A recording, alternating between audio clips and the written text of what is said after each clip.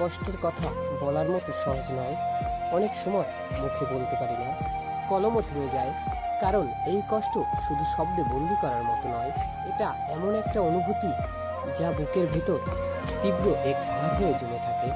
চোখের জল গড়িয়ে পড়ে, আবার অনেক সময় নীরব হয়ে আত্মার গভীরে লুকিয়ে থাকে। মানুষ বলে সময় সব ঠিক করে দেয়, কিন্তু কিছু কিছু কষ্ট আছে সময়ের সঙ্গে সঙ্গেও বড় হয়। কিছু ক্ষত আছে যেগুলো কখনোই শুকায় না, শুধু ভিতরে ভিতরে জ্বালিয়ে দেয়। হাসির আড়ালে লুকিয়ে থাকে অগণিত কান্না। বন্ধুর ভিড়েও অনুভব করি নিঃসঙ্গতা, কারণ সেই কষ্ট কারো সঙ্গে ভাগ করে নেওয়ার মতো নয়। সবাই ভাবে আমি বুঝি সবকিছু সামলে নিতে পারি, কিন্তু ভিতরে ভিতরে আমি কতটা ভেঙে পড়েছি সেটা কেউ বোঝে না।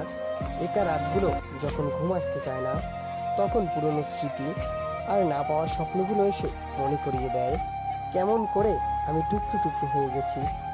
আমার কষ্টের কথা কেউ শুনুক,